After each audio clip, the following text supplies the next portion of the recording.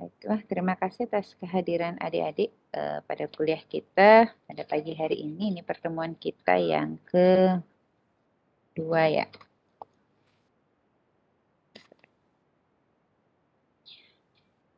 Oke, ini pertemuan kita yang kedua. Topik kita pada pagi hari ini, saya share konten terlebih dahulu.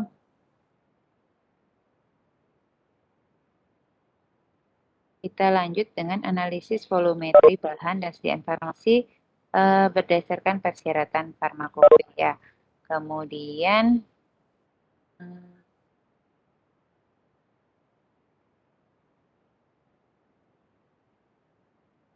kita lanjutkan nanti dengan GLP.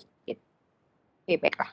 Sebelum kita lanjut, mungkin ada adik-adik yang mau bertanya berkaitan dengan pertemuan sebelumnya atau mungkin mau mereview pertemuan kita sebelumnya berkaitan dengan RPS. Kemudian hari ini kita lanjut dengan analisis volumetri bahan, sedia farmasi dan GLP. Atau mungkin sudah ada yang membaca teorinya di rumah seperti apa? Saya persilakan. 1-2 orang. Izin Ibu.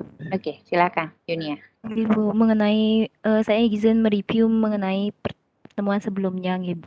Iya. Jadi seingat saya untuk pertemuan sebelumnya kita itu membahas tentang kontrak kuliah, juga ada RVS, tata tertib mahasiswa dan dosen, dan juga apa yang harus kita persiapkan sebelum perkuliahan. Nah, di sana juga disampaikan mengenai konsep dasar dari kimia farmasi dan juga ruang lingkup kimia farmasi, di mana kimia analisis itu adalah ilmu kimia yang mempelajari apa dan berapa kandungan senyawa dalam suatu materi. Terkhususnya di sini adalah dari bahan obat itu sendiri. Lalu kalau tidak salah di pertemuan minggu lalu juga disebutkan mengenai metode analisis. Itu ada secara kualitatif dan juga kuantitatif. Dan di sini akan ditekankan mengenai analisis kuantitatif, yaitu analisis kuantitatif konvensional seperti volumetri atau titrimetri dan gravimetri. Selain itu juga ada analisis kuantitatif modern seperti spektroskopi, SSA atau ASS, dan juga UV phase. Namun di sini akan kita bahas mengenai kuantitatif konvensional. Lalu kalau tidak salah pada pertemuan minggu lalu juga dijelaskan mengenai analisis volumetri dan juga titrimetri, di mana analisis volumetri ini merupakan analisis kuantitatif yang didasarkan pada larutan standar dan juga prosesnya ini disebut dengan titrasi. Seperti itu, Bu. Kurang lebih. Terima kasih. Terima kasih banyak Yunia. Mungkin ada satu orang lagi mahasiswa yang mau menyampaikan pendapatnya berkaitan dengan topik yang akan kita bahas pada hari ini. Mungkin ada yang sudah baca, saya persilakan. Atau kalau enggak, mungkin saya tanya nih 14. Ayu, nih Kade Ayu, siapa nih? Halo Kade Ayu, nih 14. Apakah join? Halo Ayu. Iya Ibu, join. Iya. Ayu sudah sempat membaca belum untuk topik kita pada hari ini? Mungkin bisa disampaikan kalau sudah sempat membaca sebelumnya.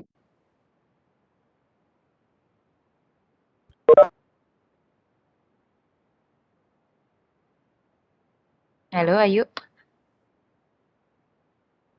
Bagaimana? Iya adik-adik, nanti setelah ya, silakan. Saya belum sempat membaca materi karena kemarin ada kesibukan Ibu. Oke, Ayu belum. Mungkin yang lain Ayu mau menunjuk temannya, bukan menunjuk Saya izin. Iya, silakan Gusti Agung Bung Is ya, NIM 11. Ya. Namun saya hanya sempat membaca sedikit saya tadi pagi, Bu. Iya. Dan mohon maaf gitu.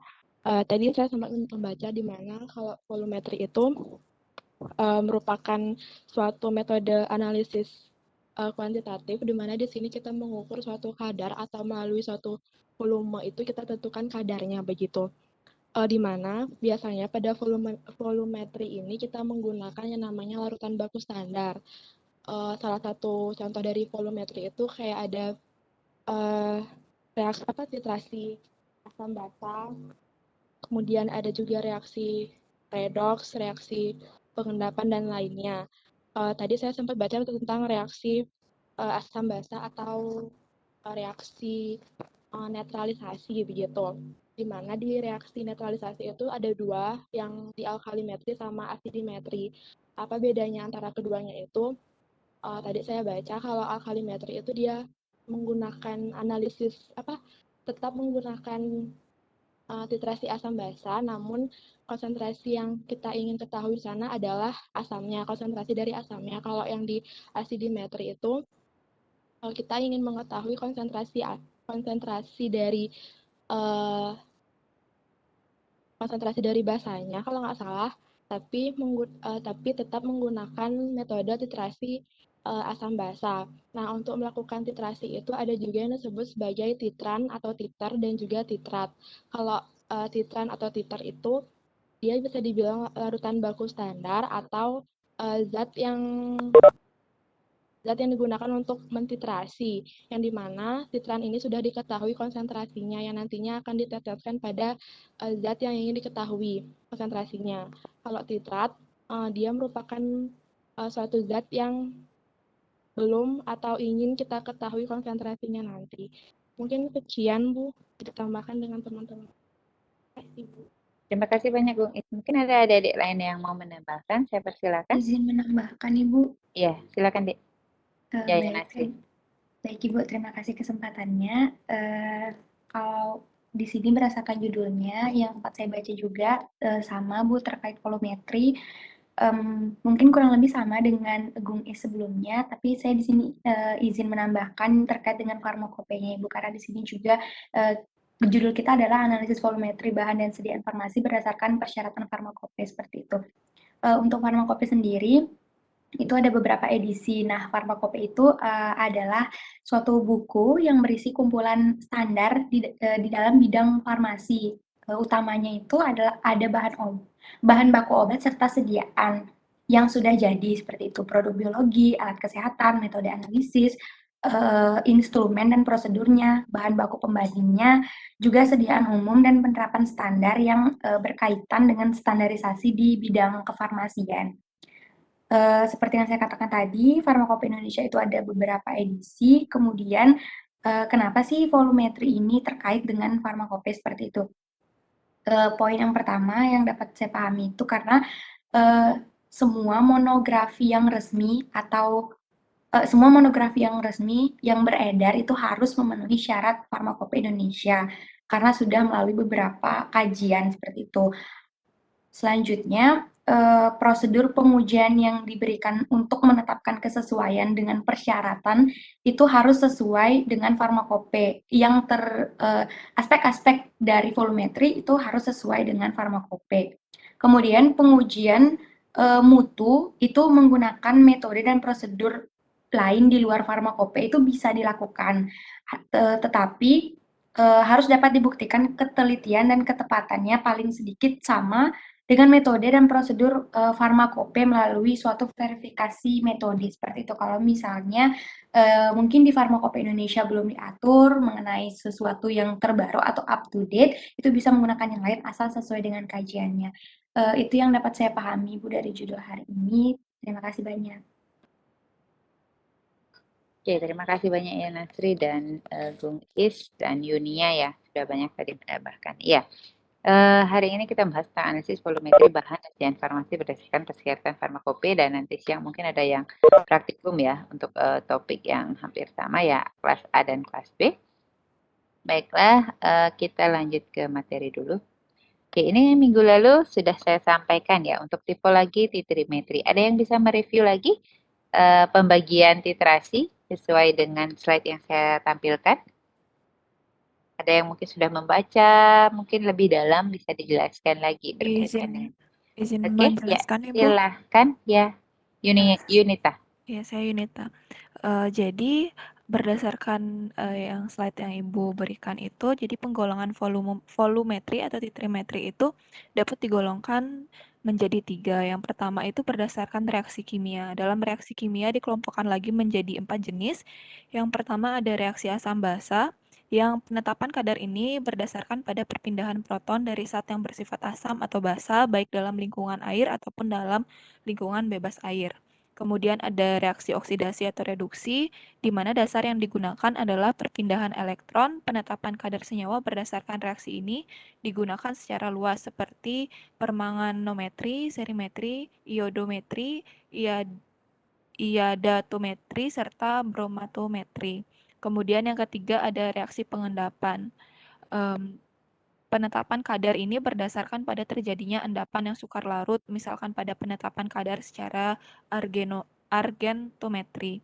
Kemudian yang keempat, pada reaksi kimia ada reaksi pembentukan kompleks, di mana dasar yang digunakan adalah terjadinya reaksi antara zat-zat pengompleks organik dengan ion logam menghasilkan senyawa kompleks yang mantap.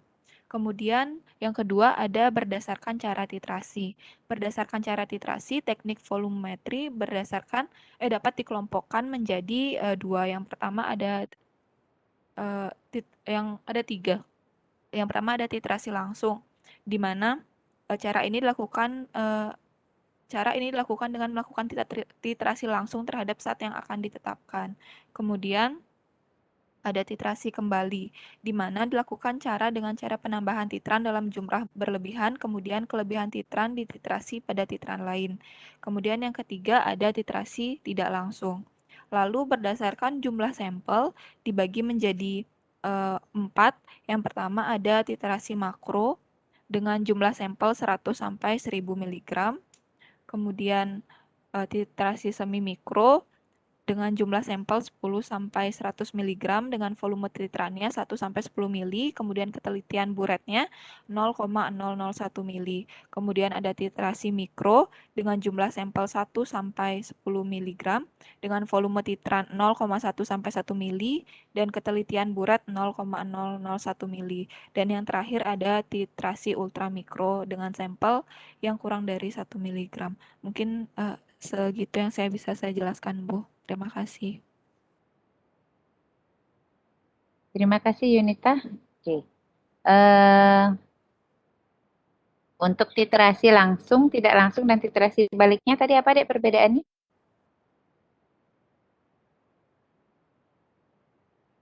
Halo Yunita?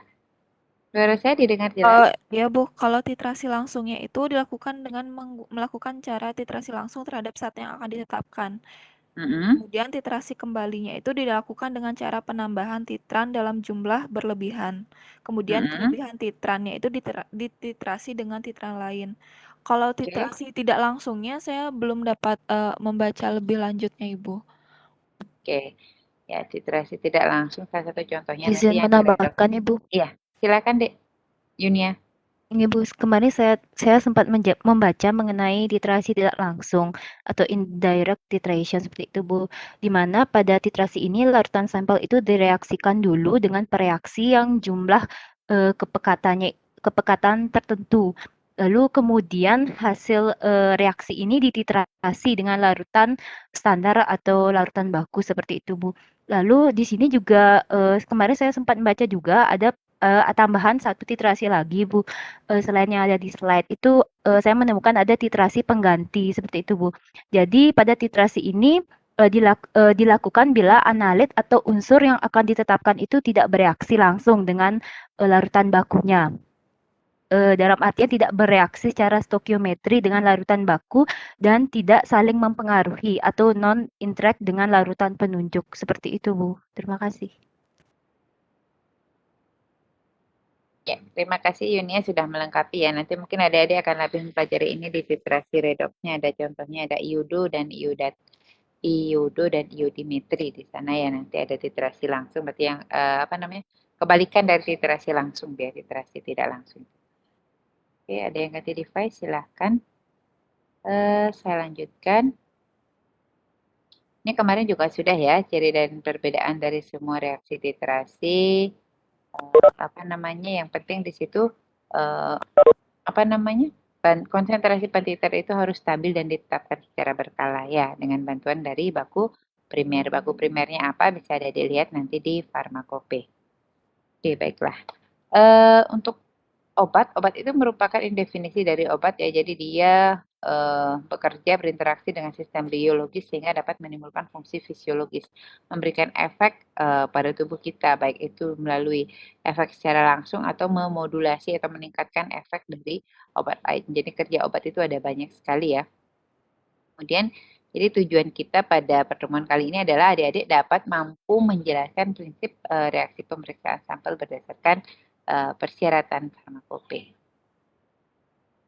Oke, ini definisi obat menurut Kemenkes. Mungkin ada definisi yang lebih baru, nanti bisa dicek.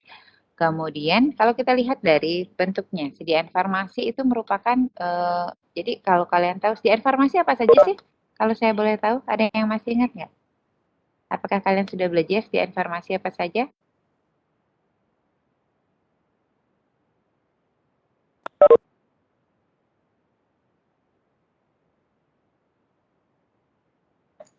Izin menjawab, Ibu. Oke, silahkan. Oh, baik. Siapa nih, Yayan apa Dewi? Dewi dulu deh, nanti baru Yayan. Dewi Wulandari? Baik, terima kasih Bu atas kesempatannya. Yang saya ketahui, sediaan farmasi itu meliputi obat, bahan obat, obat tradisional, dan kosmetika. Sekian Bu, terima kasih.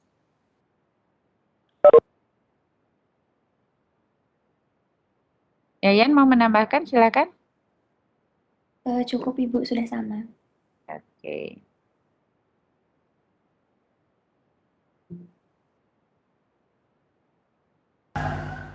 Oke. Jadi ada intinya dari apa namanya sediaan farmasi itu adalah ada obat atau senyawa aktif dan di sana ditambah dengan eksipien ya. Ada eksipiennya di sana. Oke.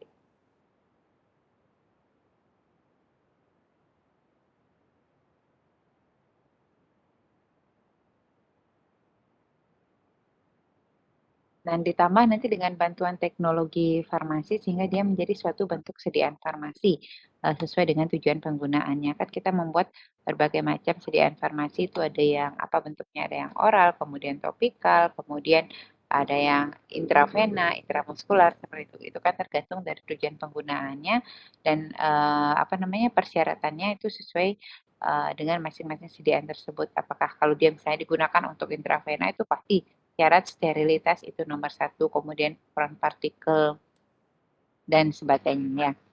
Oke, nah sekarang di sini kita lihat. Jadi obat untuk dia dapat digunakan di Indonesia untuk dapat dia bisa diedarkan, dia harus memenuhi persyaratan khasiat, keamanan maupun kualitasnya. Itulah tujuan kita di sini melakukan apa namanya mengikuti mata kuliah ini yaitu bagian kimia farmasi di sini khususnya ya.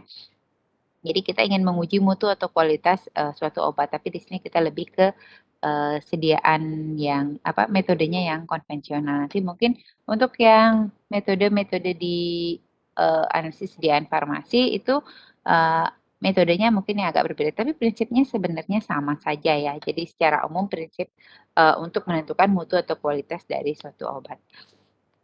Jadi di situ pengujiannya meliputi pengukuran, penentuan, dan penetapan berbagai sifat dari suatu bahan, serta evaluasi kesesuaiannya dengan standar yang sudah ditentukan. Jadi, ketika adik-adik nanti misalnya kalian kerja di industri apa, misalnya Sanbe atau Kalbe, nah di situ ketika kalian melakukan ada bagian apa namanya, adik-adik udah belajar belum teknologi steril dan non steril? Udah dapat? Belum Ibu. Belum Ibu. Oke, dan nanti ada apa namanya? Ya industri steril dan non steril mungkin di sana akan dijelaskan bagaimana suatu pabrik obat tersebut bagian-bagiannya apa saja kemudian apa namanya ketika ada apoteker yang bekerja di sana itu bisa kerja di bagian apa saja di bidang produksi kemudian R&D kemudian QA QC di situ bekerja dari apoteker.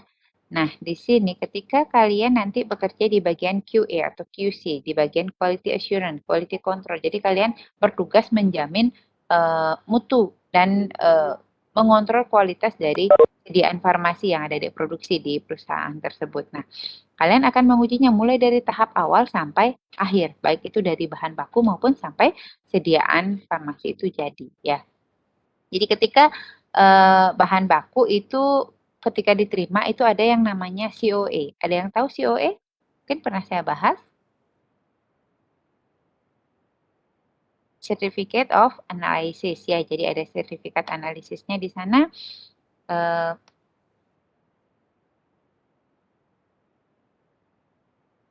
Di situ kita melihat apa namanya parameter-parameter dari kan suatu bahan baku. Ini bahan ini dia telah diuji dengan metode ini, hasilnya seperti ini. Kadar apa namanya, misalnya kadar abunya berapa, seperti itu. Jadi tergantung dari bahannya ya. Jadi sudah ada di COE-nya, sertifikatnya istilahnya ya. Jadi sudah dianalisis. Nah, nanti ketika kita terima, kita menyesuaikan lagi. Oh, ini dia sudah memenuhi persyaratan ini. Nanti diuji lagi kualitas dari bahan baku tersebut. Kemudian setelah itu diproduksi, ditambahkan dengan XCP yang diolah sampai menjadi suatu sediaan farmasi, itu diuji lagi apakah dia memenuhi parameter-parameter yang ditetapkan di farmakope. Nanti kalau dari situ kalian mengujinya, kalau dia memenuhi persyaratan farmakope, misalnya persyaratan kadar, keseragaman bobot, dan seterusnya, kalau dia memenuhi baru bisa dia layak edar. Kalau misalnya biasanya diambil batch tertentu ya, jadi dianalisis batch sekian, diambil sampelnya, dianalisis, ditetapkan. Kalau dia tidak memenuhi persyaratan, maka dia tidak layak edar. Seperti itu. Oke, jadi farmakope tadi sudah disampaikan oleh siapa ya? Sudah Jaya Nasri ya. Jadi beda farmakope itu setiap farmakope itu sekarang sudah ada sampai farmakope edisi 6, jadi selalu direvisi bagian-bagian yang ada di dalam farmakope tersebut. Nah, kalau kalian lihat mungkin ada yang terdapat di farmakope 3 tapi tidak ada di farmakope 4, tidak ada di farmakope 5 seperti itu ya. Jadi beda-beda dia. Nah, di sini untuk metode yang konvensional, kalau kita lihat memang di farmakope yang terbaru, di farmakope 6, mungkin sebagian besar di sana, siapa tadi? Ya Nasri ya, udah baca. Ya Nasri sempat melihat nggak di monografinya? Monografi apa namanya, zat aktifnya? Sempat dilihat nggak ya? Nanti sebelum kalian praktikum pada siang, ya silahkan. Di farmakope 6 nih, Ibu. Iya. Gimana? Apa aja isinya di sana ya untuk metodenya? Untuk itu belum, Ibu. Belum ya? Yang lain? Apa tadi? Ada? Ya, nanti dibuka dulu ya sebelum kalian praktikum. Jadi nanti biar nggak kalian kosong saat diskusi praktikum. Tapi kalian baca dulu persyaratan-persyaratan farmakope seperti apa. Nanti bisa didiskusikan dengan Bu Linda ya yang mendampingi untuk kelas A dan B hari ini. Kelas C dan D juga begitu untuk diskusi besok. Oke. Nah, jadi dilihat komponen dari farmakope itu apa saja sih, persyaratan itu kita bisa lihat dari mana ya, tergantung di situ ada paracetamol misalnya, kalau dia tercantum hanya paracetamol berarti itu adalah persyaratan untuk bahan baku. Kalau dia tablet itu ada di belakangnya, jadi ada paracetamol, kemudian paracetamol tablet, apalagi paracetamol sirup, jadi beda sediaan itu beda persyaratan yang harus dipenuhi ya, nanti bisa kalian lihat di sana. Ini secara umum komponen-komponen dari farmakope ini untuk FI5 ya. Jadi ada ketentuan umumnya, kemudian monografi sediaan umumnya, bahan baku dan sediaan jadinya. Kemudian ada lampiran-lampiran di sana. Jadi farmakope itu sangat tebal sekali. Itu nggak harus kalian hafalkan semuanya. Yang penting kalian paham. Ketika kalian mau mencari informasi A, kalian harus mencarinya di bagian mana? Bagaimana cara menggunakan farmakope itu sendiri dan bagaimana cara menggali informasi. Kalian bisa lihat dari indeks atau mungkin kalian bisa lihat dari daftar isinya. Kalau yang paling gampang mungkin bisa kalian lihat dari indeksnya ya. Kalau mau lihat apa namanya monografi bahan baku dan sediaan jadi seperti itu misalnya. Oke, kemudian ini di farmakope 4 isinya. Oke, ketentuan umum. Nah, di ketentuan umum itu biasanya muat asas, batasan, dan penjelasan yang dapat dijadikan petunjuk dasar untuk menafsirkan persyaratan, prosedur pembakuan, kemudian cara pengujian, dan persyaratan lain yang sering dijumpai dalam paparan, terutama paparan monografi. Itu menurut apa namanya FI3 ya. Kalau di monografi itu biasanya ada nama bahannya, kemudian definisinya, ada spesifikasinya di situ. Jadi misalnya BM-nya berapa, kemudian nama ilmiahnya, persyaratan yang harus dipenuhi ada juga di sana ya. Kemudian ini kalau komponen monografi di FI5. Mungkin sambil dilihat ya nanti disiapkan FI-nya. Adik-adik udah semua punya farmakope belum ya? Sudah semua punya? Itu kan ada soft copy-nya ya, jadi wajib punya semuanya. Oke ya, terima kasih atas responnya. Ada beberapa yang memberikan respon. Jadi FI6 kalian bisa pakai, nanti untuk diskusi kalian bisa pakai soft copy ataupun hard copy. Jadi jangan sampai nanti diajak diskusi, apalagi topiknya membahas khusus tentang farmakope, sementara kalian nggak pegang farmakope itu sendiri. Jadi dibaca dulu ya. Kalau di FI6 mungkin kalian bisa buatkan catatannya. Ya biar lebih gampang ketika kalian, karena kan mencari file di soft file itu kadang meskipun sebenarnya gampang ya, tapi tergantung dari filenya. Kalau dia bentuk filenya adalah foto atau image itu kan kita nggak bisa search. Kalau dia kalau dia berbentuk PDF itu mungkin kalau PDF-nya itu bukan dari image itu bisa kita search, mencari apa namanya, tinggal diketik aja kata kuncinya nanti ketemu seperti itu. Tapi itu juga memerlukan apa namanya, kecekatan dari adik-adik sendiri. Jadi itu kan mungkin akan ada banyak muncul list ya kata-katanya, dia muncul di halaman sekian sekian sekian. Jadi kalian harus teliti di sana. Kalian perlu mencari informasi tentang apa sih yang cocok ada di bagian mana. Jadi biar lebih cepat. Karena itu juga ketika kalian nanti ujian OSC apoteker itu ke apa namanya, ketelitian, kecepatan kalian, kemudian bagaimana kalian menggunakan pustaka itu ada penilaiannya. Mungkin adik-adik juga sudah pernah ujian praktikum OSCE Medpem dengan saya dengan kakak asdosnya itu seperti itu. Nah, mudah-mudahan nanti untuk praktikum kali ini kita bisa lakukan ujiannya secara offline ya, jadi biar lebih mendalami seperti apa ujiannya. Oke, kemudian jadi semua monografi resmi itu harus memenuhi persyaratan sesuai dengan Farmakope Indonesia. Nah, untuk tadi kan apa namanya, untuk prosedur pengujian dia harus memenuhi kita menetapkan kesesuaian antara sediaan yang kita analisis dengan persyaratan yang ditetapkan. Di antaranya ada persyaratan identitas, persyaratan kadar, mutu, dan kemurnian. Seperti yang tertera di dalam monografi. Kemudian untuk pengujian mutu di sini kalau misalnya pertanyaan saya mungkin buat adik-adik, ketika misalnya kalian menganalisis suatu sediaan, itu ada di Farmakope, bisa kalian analisis. Tapi ketika saat aktif yang ada di analisis satu sediaan yang kalian analisis itu tidak ada di Farmakope, bagaimana cara kalian, ini merupakan mungkin pertanyaan yang sering saya ulang, tapi saya harap adik-adik bisa memahaminya. Jadi kalau misalnya dia nggak ada di Farmakope, gimana cara kalian mencari metode atau mungkin persyaratan yang harus kalian penuhi untuk sediaan tersebut? Ada yang tahu? Silakan. Di Iya. Lokomang Wahyuni bisa lebih keras suaranya, Dek. mungkin carinya bisa di Farmakope Herbal. Farmakope Herbal. Oke, yang lain lagi? Ada lagi? USB mungkin, Bu? Siapa tadi, Gung Is ya? Iya. Oke, bisa. Ada lagi?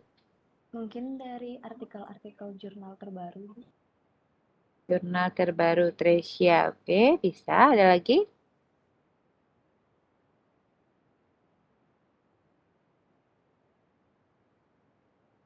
Itu aja. Mungkin ya Ibu sedikit menambahkan mungkin dari Farmakope negara lain Ibu, seperti tadi USB ada juga British tuh BP Ibu, British Farmakope. Ya, benar. Jadi kalian bisa mengacunya pada Farmakope yang berlaku secara internasional ya. Kemudian bisa juga lihat USP, bisa lihat British Farmakope ataupun dari Farmakope negara lain. Kalau enggak ya tadi benar seperti kata temannya bisa pakai jurnal-jurnal ya. Tapi kemudian bagaimana cara menentukan ini kalau apa namanya, kalau kalian mengacunya pada Farmakope kan mungkin karena itu sudah dipakai di negara lain jadi bisa kita adopsi. Kalau misalnya kita mengambil dari jurnal, bagaimana cara kalian memilih jurnal yang baik untuk bisa kalian jadikan sebagai acuan? Ada yang tahu? Ada nggak? Dari indeks Scopus, Bu. Siapa ini? Angga, ya gimana Angga? Bisa dijelaskan indeks Scopusnya seperti apa? Nah, kan kita maunya mencari di PubMed begitu mengenai dosis suatu obat begitu, Bu. Terus kita copy judul jurnal tersebut dan kita cek di indeks Scopusnya. Apabila itu di atas, maaf kalau saya salah, 0,01 0,015 kalau tidak salah, berarti jurnal tersebut sudah dapat dipercaya. Tapi saya biasanya tuh mencari di 0,03 ya biasanya untuk teks Scopus. Oke, terima kasih Angga. Ya, jadi bisa dilihat dari reputasi jurnalnya ya. Bagaimana kalian bisa melihat jurnal bereputasi atau tidak terindeks Scopus itu di mana bisa ngeceknya, Dik? Ada yang tahu nggak? Indeks internasional yang baik itu kuartil Scopus Q1 sampai Q3. Ari Kusuma mungkin bisa? Gimana caranya mengetahui dia Q1, Q2 atau Q3? Ini Bu, biasanya juga saya untuk mengecek indeks jurnal itu sama seperti yang tadi dijelaskan Angga. Terus untuk melihat indeksnya itu biasa langsung terlihat di profil jurnalnya itu Bu. Saya mengeceknya biasanya di Simago ataupun di website Scopusnya sendiri. Jadi di sana akan terlihat bagaimana rekam jejak dari jurnal tersebut, berapa jumlah reviewnya setiap tahun, dan itu yang mencirikan atau menunjukkan bahwa jurnal tersebut memang terakreditasi baik atau layak untuk digunakan gitu. Dan untuk sedikit tambahan mungkin di internasional itu menggunakan Scopus tier Q1 sampai Q3 yang baik digunakan untuk di Indonesia sendiri itu menggunakan indeks Sinta gitu Bu. Dan indeks Sinta itu yang baik itu S1 sampai S3 itu setahu saya. Terima kasih Bu. Ya, terima kasih banyak Ari ya. Sudah bagus sekali penjelasannya. Oke. Kemudian sekarang udah dapat nih jurnalnya. Terus kita misalnya kalian lihat di mana Elsevier, misalnya kalian lihat di Science Direct gitu. Jadi kalian dapat 2 atau 3 jurnal misalnya nih yang untuk menganalisis sediaan farmasi kalian. Lalu bagaimana cara adik menentukan bagaimana sih metode yang akan kalian pilih? Apakah metode A, B, atau C? Ya mungkin dia sama-sama titrasi gitu misalnya, sama-sama titrasi metodenya ketiganya.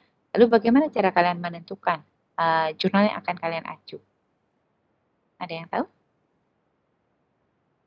Bagus sekali ya pemahaman adik-adik berkaitan dengan pustaka. Jadi saya harap nanti kalian bisa mempraktekannya. Coba dibuka website Simagunya seperti apa. Kalian coba searching-searching jurnalnya. Jadi nanti mungkin bisa kalian jadikan juga sebagai pustaka acuan di jurnal di jurnal praktikum kalian nantinya. Silakan adik-adik, ada yang tahu bagaimana membandingkannya? Ya, jadi di situ ada keterangannya ya, dibuktikan ketelitian dan ketepatannya paling sedikit sama dengan metode atau prosedur farmakope. Ya, melalui suatu verifikasi metode. Jadi dilihat di sana diverifikasi sama nggak sih hasilnya dia dengan farmakope. Mungkin nanti kalian akan belajar yang namanya validasi metode analisis. Di sana kita lihat ketentuannya, parameter-parameter dari validasi itu diantaranya ada akurasi, presisi, dan masih banyak lagi LOD, LOP.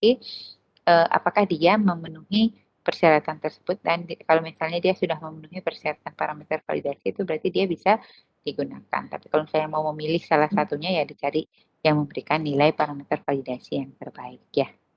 Sebenarnya semua memenuhi syarat, jadi semua bisa digunakan. Tapi kalau misalnya mau memilihnya lebih dalam lagi itu bisa dilihat dari nilai-nilai parameternya tersebut ya. Oke, ya disesuaikan dengan bahan atau zat aktif yang dianalisis benar ya. Pengawasan mutu. Ya, di sini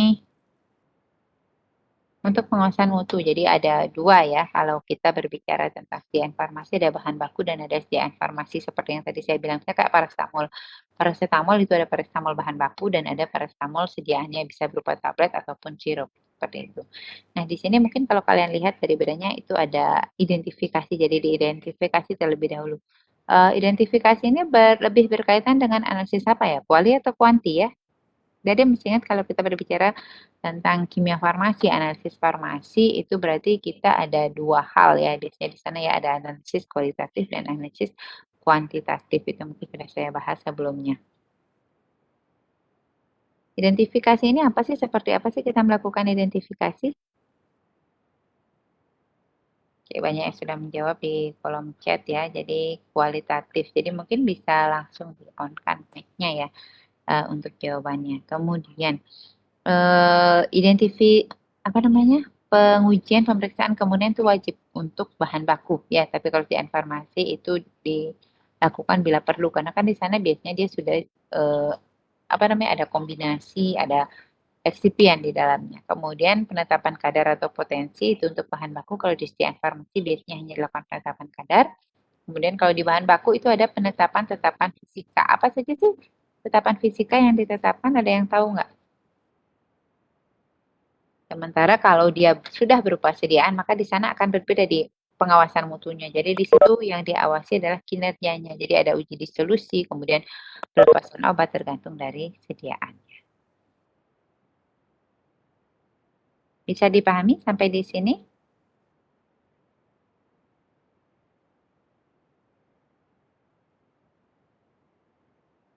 Bisa?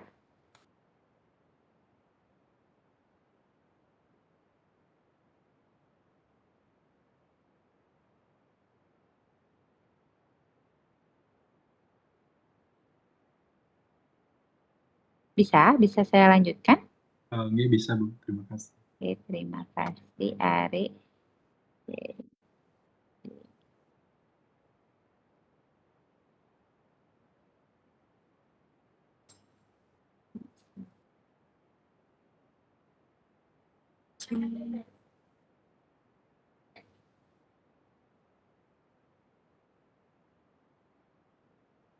Saya lanjutkan mencatat untuk ini ya, keaktifannya. Jadi mungkin lebih baik kita diskusi langsung aja ya, di on kan aja mic-nya ya biar nggak ini. Kemudian pengujian bahan baku obat tujuannya itu adalah untuk menetapkan kesesuaian dari bahan baku obat tersebut, baik itu persyaratan identitas, mutu, kemurnian maupun kadarnya. Kemudian caranya bagaimana kalau kita menguji bahan baku obat? Jadi kita bisa menggunakan metode, prosedur, serta instrumen yang tercantum di Farmakope Indonesia. Kalau nggak ada di sana tadi seperti yang disampaikan oleh temannya, jadi bisa kita gunakan persyaratan yang ada dari Farmakope negara-negara lain ya, USP, British Farmacope, Japan Farmacope, European Farmacope, Farmakope internasional dan sebagainya. Ya, jadi kita lihat dulu tujuannya apa, kemudian untuk caranya itu kita lihat ketentuan di Farmakope, kalau nggak ada baru nanti kita studi pustaka lebih lanjut. Oke, secara umum untuk pengujian mutu dari bahan baku obat dengan atau zat aktif yang tunggal, jadi biasanya bahan baku itu memang sebagian besar tunggal ya. Jadi yang pertama adalah metode identifikasi, jadi menentukan identitas dari bahan baku tersebut. Nanti kita lihat persyaratannya di Farmakope, syarat identitas baku memenuhi hasil atau enggak. Kalau tidak, berarti dari situ aja kita sudah bisa menolak. Jadi bahan baku ini nggak bisa kita gunakan untuk produksi sediaan karena dia tidak memenuhi persyaratan identitas. Kemudian kalau iya, kita lanjutkan dengan penetapan fisikanya ya. Setelah itu tetapan fisika baku, kalau dia memenuhi atau tidak. Kalau dia tidak memenuhi kita tolak, kalau memenuhi kita lanjutkan dengan pengujian atau pengujian kemurniannya. Lalu kita lihat lagi persyaratannya memenuhi atau tidak. Kalau dia tidak memenuhi, kita lanjut ke penetapan kadarnya atau potensinya. Kemudian kalau dia tidak memenuhi persyaratan kadar atau potensi, ditolak atau di reject. Kemudian kalau iya, baru di situ dia dikatakan memenuhi persyaratan Farmakope dan dia dapat dikatakan bermutu dan dapat digunakan untuk pengobatan maupun produksi sediaan farmasi ya. Jadi ada syarat identitas, kemudian tetapan fisika, kemurnian, serta persyaratan kadar atau potensi. Itu secara umum untuk bahan baku. Bisa dipahami adik-adik untuk yang ini? Saya izin bertanya sedikit Bu. Ya, silakan adik. Baik, jadi proses dari identifikasi dari alur semua ini itu untuk bahan baku yang akan digunakan dalam produksi gitu nih, bukan untuk identifikasi bahan baku obat baru gitu. Jadi memang katakanlah kita akan membuat suatu sediaan farmasi tablet paracetamol dan kita menggunakan bahan bakunya paracetamol. Lalu kita harus melakukan setiap alur ini baru dapat menggunakan untuk dibuat sediaan farmasi gitu nih. Ya, biasanya kan kita mendatangkan ya, mengimpor. Kalau di Indonesia sih kayaknya sebagian besar ya, produsen-produsen obat itu mengimpor bahan baku dari luar negeri. Nah, itulah maksudnya. Jadi ketika bahan baku itu datang, kita cek lagi kualitasnya seperti apa. Ya, jadi bahan baku yang dibeli yang akan digunakan untuk produksi itu dicek kualitasnya menggunakan prosedur ini. Bisa dipahami, Ari? Ya, baik, terima kasih. Ya, terima kasih. Izin Pertanyaannya bertanya, sangat Ibu. kritis sekali. Ya, silahkan. Yunita. Iya, saya izin bertanya, Bu, kan misalkan ini pada sektor industri di mana mungkin outcome-nya itu mungkin lebih ke uang seperti itu. Kemudian pada saat mengimpor, setelah dilakukan beberapa tahap pengujian, misalkan di tahap 1 dia lolos, kemudian tahap 2 lolos, tahap 3 lolos, kemudian tahap 4 dia tidak lolos, apakah bahan baku yang sudah diimpor tersebut akan langsung dibuang, Bu? Dan tidak digunakan? Oke, kalau misalnya dia tidak memenuhi persyaratan di situ kan kita ada COE-nya ya. Jadi kita sesuaikan hasil pengujian kita dengan COE-nya. Kalau dia misalnya di COE-nya menyatakan dia kadarnya sekian, tapi yang kita uji ternyata tidak memenuhi persyaratan, tentunya kita harus mengujinya juga menggunakan metode yang valid dan ada replikasinya, sehingga ada dasar ketika kita menyatakan bahwa oh ini kadar yang saya dapatkan sekian, sementara di COE-nya sekian. Jadi kita bisa komplain ke produsennya. Kalau tergantung kesepakatan sih antara industrinya mungkin ya dengan apa namanya produsen yang di luar negeri seperti apa. Kalau misalnya memang dia tidak memenuhi persyaratan, mungkin bisa apa namanya pengembalian atau gimana, sama kayak obat ya. Kalau misalnya obat itu datang di apotek, kita cek kesesuaiannya ya, ada nomor batch-nya, kemudian di sana kan di faktur obat itu ada biasanya nomor batch-nya, tanggal ED-nya, kapan. Kalau kita cek kesesuaian antara fisik dengan faktur itu tidak sesuai, kita bisa komplain ke distributornya atau kita bisa tolak. Kita nggak terima obat ini karena dia tidak sesuai dengan faktur yang datang seperti itu. Jadi mungkin itu nanti lebih bisa di ini ya, saat industri farma, kalian belajar tentang industri teknologi steril atau non steril bisa diperdalam lagi di sana untuk persyaratan bahan bakunya ya. Kalau misalnya yang jelas itu kalau dia memang sudah tidak memenuhi persyaratan, berarti kita tidak bisa gunakan dia untuk produksi seperti ini. Bisa dipahami Yunita? Bisa, Bu. Terima kasih, Bu. Ya. Saya lanjutkan? Bisa, Ibu. Ya.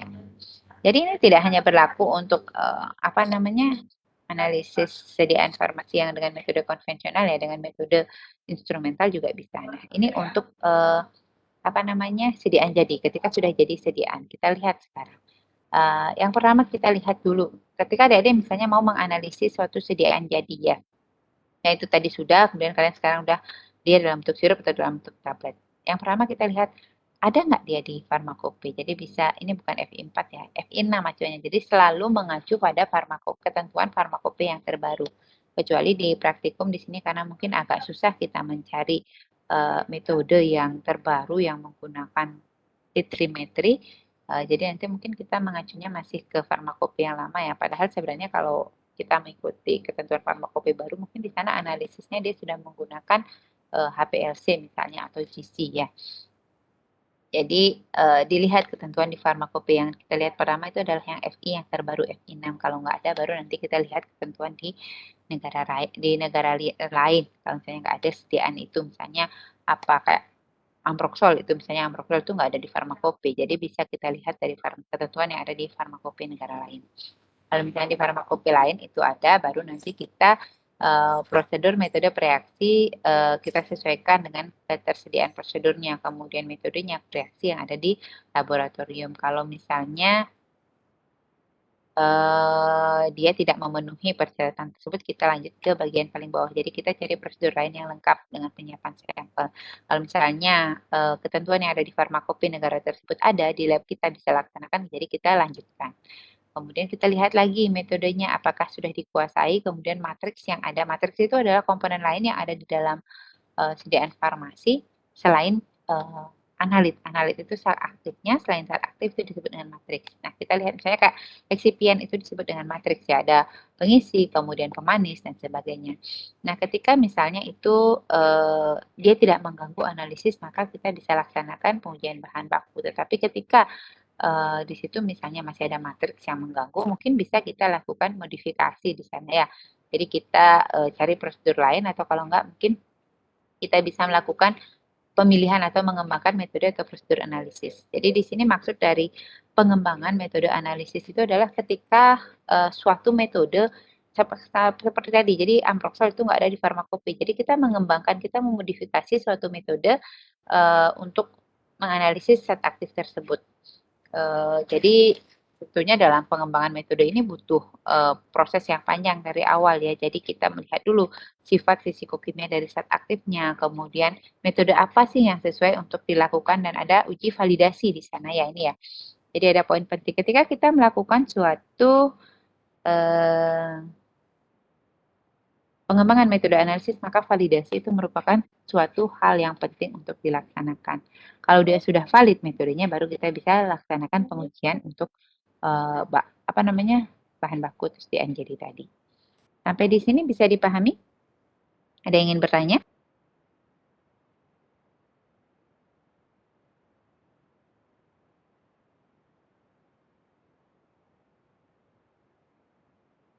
Bisa saya lanjutkan? Bagaimana adik-adik? Sepertinya bisa. Ibu, saya izin tanya. Ya, silakan Gung Is. Saya bingung tentang yang kalau ada matriks sama enggaknya. Misalnya kalau matriksnya mengganggu itu boleh dilanjutin. Kalau misalnya matriksnya tidak mengganggu boleh dilanjutin ke tahap selanjutnya. Kalau misalnya matriksnya mengganggu, tadi Ibu bilang laksanakan pengujian bahan baku. Itu maksudnya kan itu sediaan jadinya tuh dia dipisahin dulu dari matriksnya, baru bahan aktifnya itu dilaksanakan pengujian bahan baku seperti itu, Bu. Saya bingung di sana. Oke ya, jadi di sini ya, maksudnya di sini adalah kan ketika kita menganalisis suatu sediaan jadi. Jadi kan misalnya adik-adik menganalisis paracetamol dalam tablet. Yang akan adik tetapkan di sana apa? Kadar apa yang ditetapkan?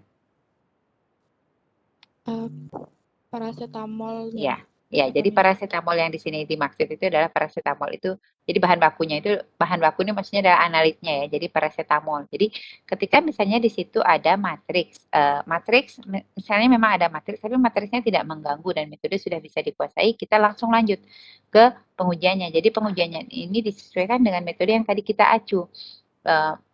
Kadang biasanya sih sebagian besar di situ pasti ada metode preparasi sampel yang diperlukan ya. Jadi kita mengacu pada ketentuan di farmakope. Preparasi sampelnya seperti apa sih?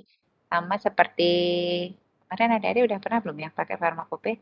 Sama kayak di farmakope herbal yang di Medpom kan ada di sana ketentuannya misalnya untuk menetapkan identifikasi zat aktif metabolit primer tertentu dari suatu simplisia atau tanaman, kalian kan harus melakukan ekstraksi terlebih dahulu.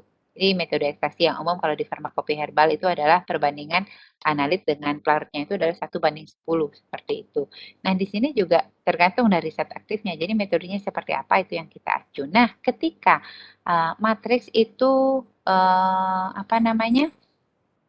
mengganggu, kalau di sini matriks tidak mengganggu tidak, berarti kalau di situ misalnya berarti kan maksudnya di sana adalah matriksnya mengganggu. Jadi mungkin di situ kita perlu prosedur lain. Kita cari lagi metode lain yang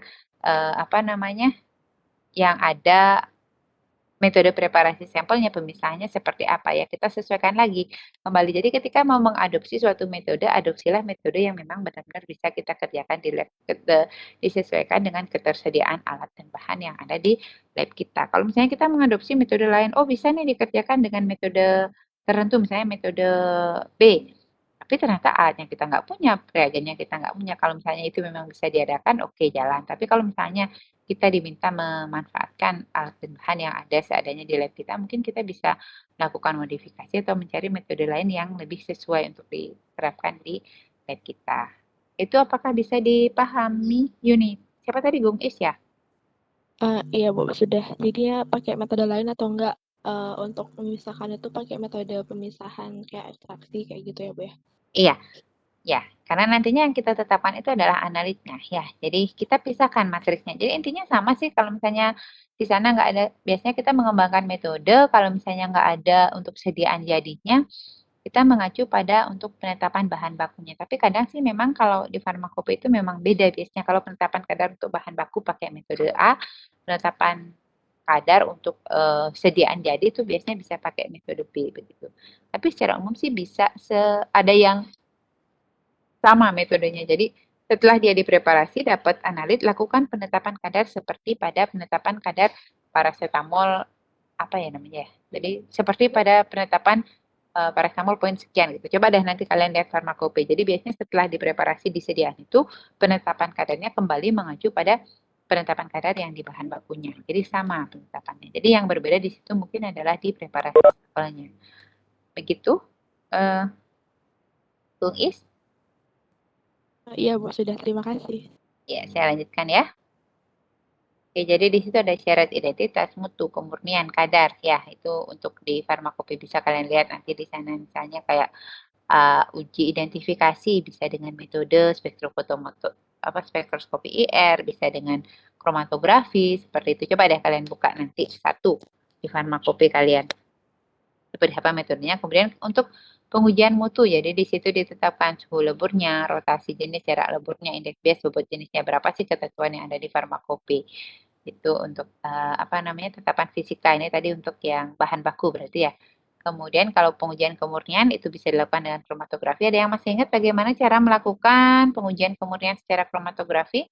Biasanya di situ ada sih prosedurnya ya di farmakope. Jadi lakukan uji kemurniannya dilakukan dengan kromatografi, metodenya seperti ini begitu.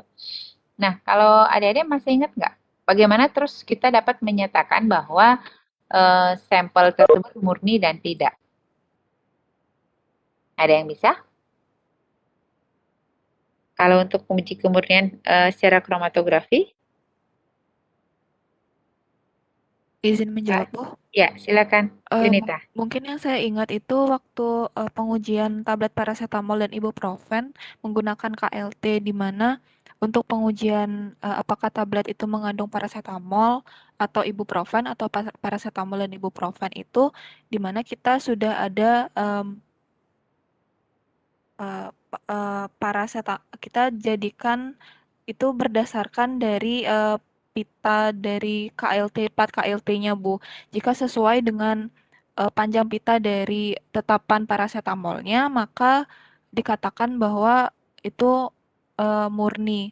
Namun jika ada seperti cabang pada pitanya itu, bisa dikatakan bahwa dalam kandungannya itu terdapat selain paracetamol ada zat lain seperti itu, Bu. Terima kasih Yunita. Mungkin maksudnya di sini adalah puncaknya ya Yunita ya. Jadi puncak setelah dia terpisah itu. Iya, Bu. Ya, jadi kalau puncaknya hanya satu itu mungkin bisa diidentifikasi dan bisa dilihat dari situ. Kemudian kalau misalkan ada kadangnya puncak tapi dia ada anaan. Jadi ada puncak yang puncaknya ada dua untuk satu noda itu dia punya dua puncak, itu kemungkinan dia masih belum murni. Kemudian yang lain itu bisa kalian lihat dari bentuk spektrumnya. Kalau dia bentuknya murni paracetamol itu dia akan menunjukkan spektrum si paracetamol. Tapi kalau dia dan di situ kalau di alat itu sebenarnya kita bisa lihat ya, kalau kalian kerja pakai LC itu di situ ada persen korelasinya antara spektrum analit kalian dengan yang ada di dalam library atau pustakanya yang ada di alat tersebut. Seberapa persen sih kemiripannya gitu. Jadi semakin tinggi, semakin mendekati 100 berarti dia semakin benar seperti itu ya. Kemudian ada uji disolusi, waktu hancur, volume terpindahkan, keseragaman ini nanti mungkin akan kalian dapat di analisis di informasi.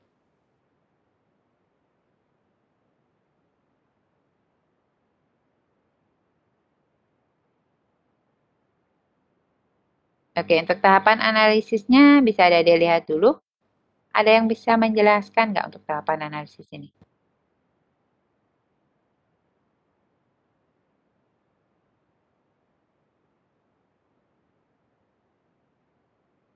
Ada yang bisa menjelaskan tahapan analisisnya?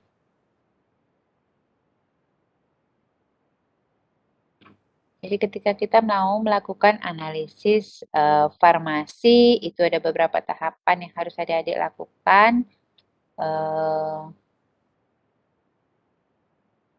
Baik itu untuk analisis kualitatif maupun kuantitatif. Jadi mulai dari sampling, kemudian dari pelarutan sampel, kemudian pengubahan dia menjadi bentuk yang sesuai dengan pengukuran, nanti baru diukur, dan terakhir ke perhitungan dan penafsiran hasilnya.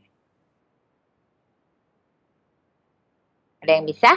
Kalau kalian sudah bisa memahami ini, sudah selesai. Izin berpendapat, Bu. Ya, silakan Ari.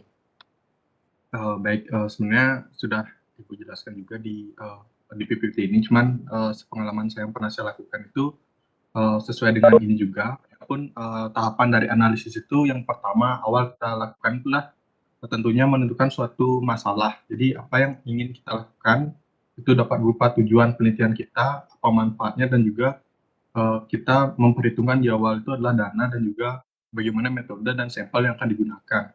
Jadi itu adalah langkah pertama yang akan dilakukan sebelum melakukan suatu analisis terhadap sesuatu. Selanjutnya, setelah kita telah menentukan permasalahan apa yang kita akan angkat dan kita menentukan apa tujuan atau output yang akan kita cari, selanjutnya kita memilih metode. Di metode dari penelitian kita itu dapat berupa jenis dari jenis eksperimental atau mungkin di sini langsung ke eksperimental. Itu baik dari tanggal dan tempat gitu, jumlah sampel, instrumen, alat-alat yang akan digunakan, tentu juga menggunakan bahan pembanding itu standar, dan tentunya harus disesuaikan dengan literatur yang terpercaya, dalam artian yang ideal seperti termokopi. Selanjutnya, setelah kita menentukan metode, kita masuk pada tahap untuk pengambilan sampel. Jadi sampel yang akan kita gunakan itu tentunya harus melalui atau harus telah lulus dari berbagai persyaratan, yaitu adalah homogenitas, stabilitas dari sampel itu sendiri harus kita awetkan dan kita simpan agar dapat kita gunakan dalam proses analisis. Fungsi dari pengawetan dan penyimpanan sendiri adalah untuk menghindari adanya cemaran, baik itu dari pertumbuhan jamur dan zat matriks yang mungkin terbawa dalam sampel tersebut. Selanjutnya, sebelum melakukan analisis, hal yang paling pertama kita lakukan pada sampel, tentunya kita harus melakukan preparasi atau penyiapan sampel. Di sampel baku yang kita miliki tersebut harus kita preparasi terlebih dahulu sebelum kita lakukan untuk suatu pengujian. Jadi sampel tersebut kita harus bentuk atau rubah sedikit dari zat yang dari bentuk awalnya, baik dari bentuk, baik dari tingkat kelarutannya, ataupun dari kondisi sampel tersebut, baik dari kondisi suhu dan juga pH-nya harus disesuaikan dengan jenis alat yang akan kita lakukan agar sesuai dengan alat instrumen yang akan kita lakukan. Jadi sampel itu harus dipreparasi terlebih dahulu. Setelah itu kita melakukan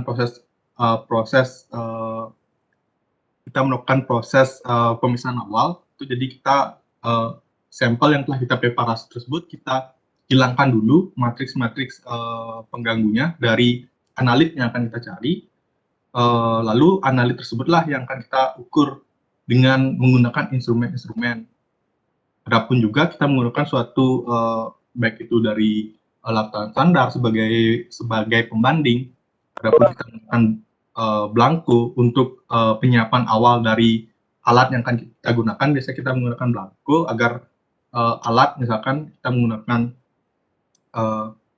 alat UV, menggunakan blanko itu ditujukan agar alat tersebut dapat bekerja dengan baik, gitu. Sehingga kita harus menggunakan blanko di awal. Selanjutnya, untuk penetapan hasil dari jumlah analit yang kita dapatkan itu dapat menggunakan beberapa metode lanjutan, seperti yang mungkin pada praktikum sebelumnya sudah dilakukan, itu menggunakan spektrofotometri dan juga kromatografi untuk menentukan jumlah kadar dari analit yang kita dapatkan. Dan yang terakhir itu adalah proses perhitungan, yang dimana perhitungan ini adalah untuk membuat suatu data tersebut lebih rapi. Jadi data-data yang kita dapatkan dari hasil kromatografi, spektrofotometri itu kita bentuk dalam suatu bentuk perhitungan, analisis data, agar semakin mudah dilihat, agar semakin mudah dimengerti oleh pembaca laporan kita. Selanjutnya pelaporan, tentunya kita sudah selesai membuat suatu laporan dari awal hingga akhir, baik dari data-data yang kita dapatkan, kita sudah olah, sehingga kita dapat dapat mungkin mengeluarkan suatu laporan, suatu jurnal gitu, dan kita publikasi. Mungkin sekian dari saya, Bu. Terima kasih. Mohon maaf jika salah. Terima kasih banyak Ari, udah lengkap sekali ya jawaban dari Ari tadi. Jadi secara umum ini rangkumannya ya, tahapannya. Jadi kalau kita lihat di sini, eh,